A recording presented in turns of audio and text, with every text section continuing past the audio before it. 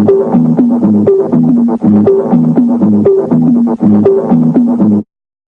National.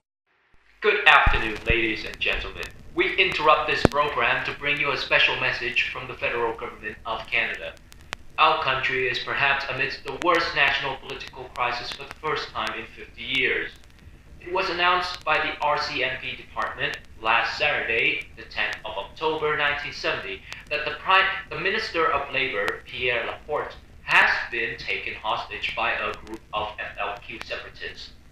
We at CBC has managed to obtain a recording that contains a list of demands from the terrorists in return for the guarantee of safety and release of the minister. We now will proceed to show the audience the following recording. SCU? There are essentially two individuals in this sequence. The abductor could be seen to the left, wielding a hand weapon that police later on identified as the card box XXX, capable of dealing a deadly blow to the abductee, Minister Pierre Laporte, who is standing with his hands up on the right. The FLQ separatist appears to be alone without any other suspect. In the subsequent scenes, he pushes the minister into the car and proceeds to make a political soapbox rant about Quebec's sovereignty and independence movement. Let's observe. Yeah, I can see you. Okay. Get down on the ground. Get into the car.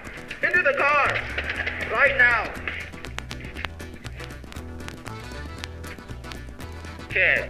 Vive le Québec libre.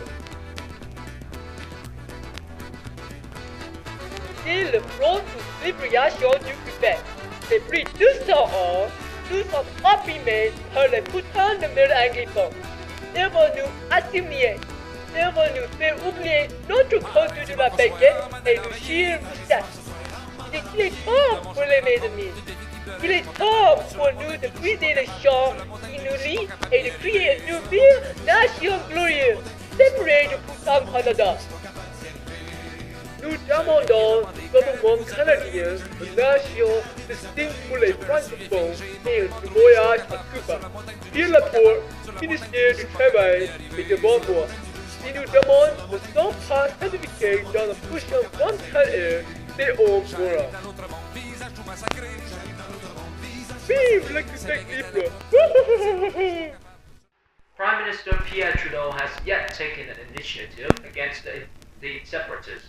However, as captured in the following footage, he vouches to take a tougher stand against the radical kidnappers.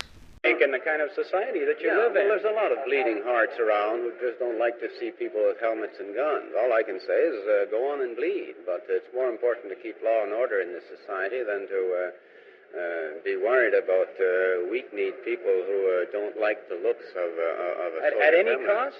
At any cost? How far would you go with that? How far would you extend that? Well, just watch me.